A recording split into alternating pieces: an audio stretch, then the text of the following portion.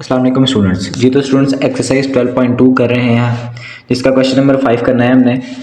इसमें है given below is a frequency distribution. अब देखें इस क्वेश्चन नंबर जो 5 में है, ये जो हमें फ्रीक्वेंसीज ऑलरेडी गिवन है, यानी क्लास इंटरवल भी उसने खुद बना दिया, यानी क्या है ग्रुप डाटा है, और फ्रीक्वेंसी भी उसने खुद से दे दिया। फाइंड क्या करना है, find the mode of the frequency distribution. Simple, आपने एक चीज़ फाइंड करनी है, वो क्या है, मोड है। ठीक है, अब देखें इसको, क्वेश्चन को देखते हैं करना कैसे है।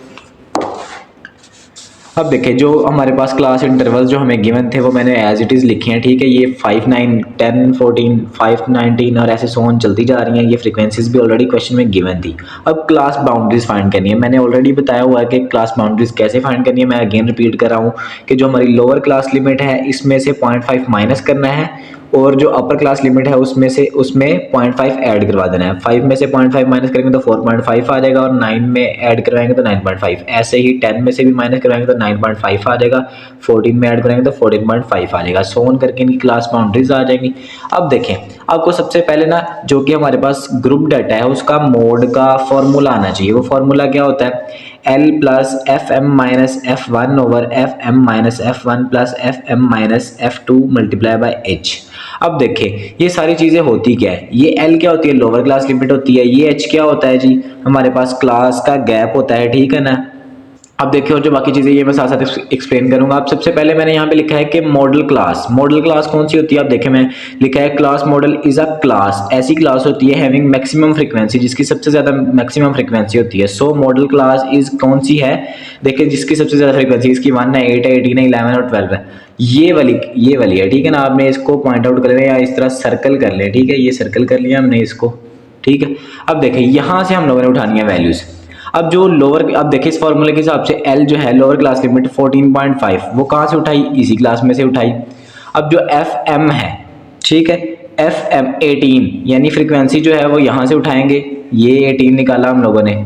और जो F1 है, F1 मतलब इसके ऊपर वाली वैल्यू है, ठीक है, 8, वो 8 यहाँ पे लिखेंगे। ऐसे ही सेम FM क्या था, जो हमारी यानी कौन सी मॉडल क्लास है, FM से मॉडल है। ठीक है ना, यानी मॉडल क्लास की जो फ्रीक्वेंसी है वो लिखेंगे, और F1 इसके जस्ट ऊपर वाली जो भी फ्रीक्वेंसी होगी वो F1 होगी।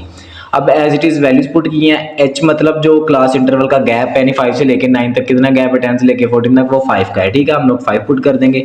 अब आगे क्या है, सिंप्लीफिकेशन है। इस चीज़ को समझना ज़रूरी है कि आप लोगों को ना ये फॉर्मूला याद होना चाहिए और पता होना चाहिए कि ये चीज़ें कहाँ से आनी। मैं दोबारा रिपीट कर रहा हूँ, मॉडल क्लास कौन सी होती है, जिसकी सबसे ज़्यादा क्या होती है, फ्रीक्वेंसी होती है, वो मॉडल क्लास होगी। फिर वहाँ से लोअर क्लास लिमिट आएगी, वहाँ से FM मतलब जो मॉडल क्लास की फ्रीक्वेंसी होगी वो होगी, और F1 कौन सी होती है, उसके ऊपर वाली। ये अगर मॉडल क्लास है तो इसके ऊपर वाली F1 होगी, अगर ये 11 होती तो इसके ऊपर वाली वो होती, क्या नाम है, F1। ठीक है, अब ऐसे ही यानी हमारे पास जो वैल्यूज पुट की हैं हम लोगों ने, वैल्यूज पुट की हैं। 14 एज इट इज आ गया, 18 में से 8 गया तो 10 आ गया, 18 में से 8 गया तो 10 आ गया, इधर से ये 5 एज इट इज आ गया, 18 में से -11 किया तो 7 आ गया। ये 5 मल्टीप्लाई हो रहा था, सो हम लोगों ने इसको ऊपर लिख दिया। अब देखिए 5 को 10 से मल्टीप्लाई करेंगे 50 आ जाएगा, 10 को 7 से करेंगे तो 10 में 7 ऐड करवाना है। ठीक है, ऊपर मल्टीप्लाई हो रहा है, नीचे ऐड हो रहा है, तो 17 आ जाएगा। अब इन दोनों को डिवाइड करवाने से 2.94 आंसर आ रहा है, और दोनों को ऐड करवाने से 17.44 आंसर आ रहा है। ठीक है, जो कि हमारा क्या है, मोड फाइंड हो गया। होप सो कि आपको क्वेश्चन नंबर जो 5 है वो क्लियर हो गया होगा। सिंपली आपने फॉर्मूला याद रखना है, और जो है इसकी क्लास बाउंड्रीज याद रखनी है। आप लोगों को ना सिचुएशंस याद रखनी पड़ेंगी कि जब हम लोग क्या करते हैं जी, ग्रुप डाटा फाइंड करते हैं तब मोड का क्या फार्मूला होगा, और जब अनग्रुप डाटा होता है सो तब क्या फार्मूला यूज होगा। क्वेश्चन नंबर 6 करते हैं। क्वेश्चन है 10 boys work on a petrol pump station, they get weekly wages as follows. ठीक है, अब देखिए कह रहे 10 लड़के हैं जो कि पेट्रोल पंप पे जो काम करते हैं, और उनको वेजेस मतलब यानी उनको समझ लीजिए जो सैलरीज मिल रही हैं वो इन रुपीज़ हैं। ये देखिए उनकी सैलरीज लिखी हुई हैं। ठीक है, अब देखिए एक ही है 4250, ऐसे 100 करके चलती जा रही है, 10 वैल्यूज होंगी, काउंट कर लीजिएगा आप, 10 वैल्यूज हैं। ठीक है, अब वो क्या कह रहा है कि इसमें फाइंड क्या करना है, find the arithmetic mean by short formula. हमने ऐसा क्वेश्चन किया था ऊपर भी, वो था क्वेश्चन नंबर, मैं ऊपर देखता हूँ, आई थिंक सो के इधर ही था, ये है क्वेश्चन नंबर 4 में भी किया था। ठीक है, ये देखिए क्वेश्चन नंबर 4 में शॉर्ट फार्मूले से अर्थमेटिक मीन फाइंड करना शॉर्ट फार्मूला से। एक ये चीज़ है, एक चीज़ दूसरा है मीडियन फाइंड करना है और तीसरा है मोड ऑफ देयर वेजेस। ठीक है, यानी तीन चीजें फाइंड करनी है, मोड करना है, मीडियन फाइंड करना है और शॉर्ट फार्मूला।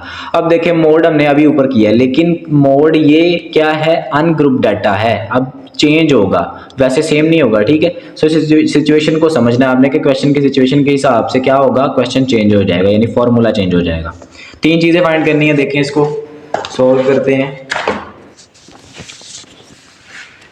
क्वेश्चन नंबर 6 है, सबसे मैंने ए पार्ट करके दे दिया, ए पार्ट अर्थमेटिक मीन है, फिर ऐसे करके जो भी यानी चलता जाएगा सो वैसे ही फाइंड करते जाएंगे। Arithmetic mean by short formula. अब शॉर्ट फार्मूले का फार्मूला क्या होता है, देखें ये होता है कि x is equal to A plus summation D over N. अब ये समेशन डी कहाँ से आएगा, ए कहाँ से आएगा, ये हम लोग ऊपर पढ़ेंगे। देखें जो भी डाटा था उसको अरेंज करके लिख दिया, यानी सीक्वेंस वाइज लिख दिया। जो सबसे छोटी वैल्यू थी वो पहले लिख दी, फिर उससे छोटी यानी उससे बड़ी, फिर उससे बड़ी, ये सेम थी फिर साथ साथ लिख दी, फिर इससे बड़ी लिखी, फिर इससे बड़ी, यानी सो ऑन करके हम लोगों ने अरेंज कर दिया। ऐसे ही नंबर ऑफ ऑब्जर्वेशन उसने खुद बताई थी, 10 वो थे ना लड़के थे जो काम कर रहे थे, वो 10 लिख दिया, काउंट भी कर लीजिएगा 10 ही होंगी। Late assume mean. अब मीन मतलब यानी कौन सी होगी वैल्यू, इसमें जो मिड वाली वैल्यू होगी, पीछे से भी काउंट कर लें, यानी इधर से 4 छोड़ दें और इधर से 4 छोड़ दें। देखिए 1 2 3 4 ये, 1 2 3 4 ये, सो दरमियान वाली जो है 5 वाली वैल्यू वो क्या होगी, मीन होगी। इसका ये क्या होगा, ए होगा, ए फाइंड हो जाएगा, फाइंड होगा 4350।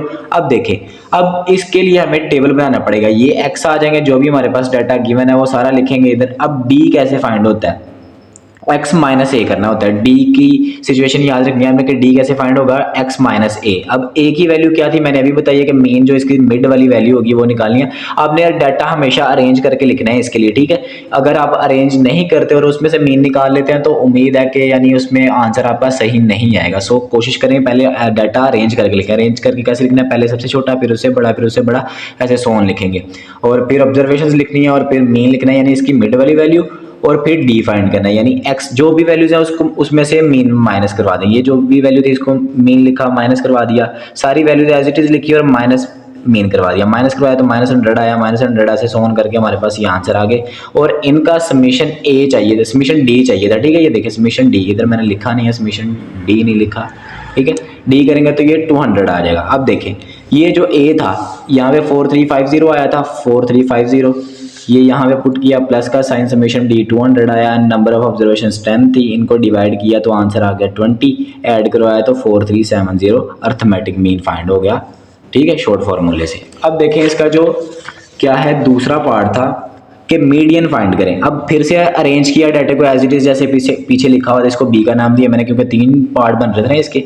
अब इसके भी नंबर ऑफ ऑब्जर्वेशन ऐसे ही लिखी, फिर से अब देखें फॉर्मूला है। अब देखिए यहाँ पे लिखा है कि अगर n इज इक्वल टू 10 है तो ये इवन है। अब ना एक चीज़ मैंने शायद पहले भी रिपीट की थी कि अगर ये नंबर ऑफ ऑब्जर्वेशन आप मीडियन फाइंड करते हैं, अगर ये इवन होगी तो फॉर्मूला ये होगा, और अगर ये ओड होगी तो फॉर्मूला चेंज होगा। वो फॉर्मूला मैंने पीछे पढ़ाया है। ठीक है, अब देखिए फिलहाल तो इवन है, सो इसकी ही बात करते हैं। फॉर्मूला ये होगा x is equal to 1/2 n/2 value, यानी n क्या है जी कि n मतलब यानी नंबर जितनी भी वैल्यूज हैं, 10 है तो 10 पुट करेंगे, 11 है तो 11 पुट करेंगे, प्लस n प्लस 2/2 वैल्यू। ठीक है, यानी n इधर n जो भी वैल्यू होगी उसमें 2 ऐड करवाएंगे और 2 पे डिवाइड करवा देंगे, वैल्यूज पुट करेंगे 1/2 n, कितनी टोटल वैल्यूज है 10 है एज इट इज, प्लस का साइन n, 10 वैल्यूज है 2 लिखेंगे ओवर 2, 10 वैल्यू, 10/2 को डिवाइड करेंगे तो 5 आ जाएगा, 10 में 2 ऐड करवाएंगे तो क्या आएगा 14 आएगा, 14 को 2 पे डिवाइड करेंगे तो 6 आ जाएगा। यहाँ से अब 5th वाली वैल्यू और 6th वाली वैल्यू, 5th वाली वैल्यू देख लें और 6th वाली वैल्यू देखिए, वो हम लोगों ने यहाँ पुट करेंगे, इन दोनों को ऐड कराएंगे तो 4740 आंसर आएगा। 1 को इससे मल्टीप्लाई करवाएं और 2 पे डिवाइड करें तो 4370 आंसर आ जाएगा सिंपली। तो बस यहाँ पे क्वेश्चन नंबर जो 6 है इसका दूसरा पार्ट भी खत्म हो जाएगा। अब देखिए मोड जो अनग्रुप डाटा है इसमें मोड क्या होता है, मोस्ट रिपीटेड वैल्यू होती है। अब देखिए यहाँ पे लिखा है since most repeated value of data are 4250 and 4350, ये दोनों जो हैं तकरीबन मेरे ख्याल में 2-2 दफ़ा रिपीट हो रही थी, ये भी 2 दफ़ा रिपीट हो रही थी, ये भी 2 दफ़ा, ये भी 2 दफ़ा। सो ये तीनों ही हमारी क्या होंगी, रिपीटेड वैल्यू है तो ये मोड होंगी। अगर एक ही वैल्यू यानी लेट्स सपोज कि ये 3 दफ़ा रिपीट हो जाती तो सिर्फ ये मोड होता। सो हम लोग लिख देंगे एंड पे mode is equal to 4250 4350 and 4500। तो क्वेश्चन नंबर 6 यहाँ पे ख़त्म हो जाएगा। होप सो कि सब बच्चों को समझ में आया होगा। किसी बच्चे को नहीं समझ में आया तो वो लेक्चर को रिपीट करके सुनिए, इंशाल्लाह ज़रूर समझ आ जाएगा। बहुत शुक्रिया, अल्लाह हाफिज़।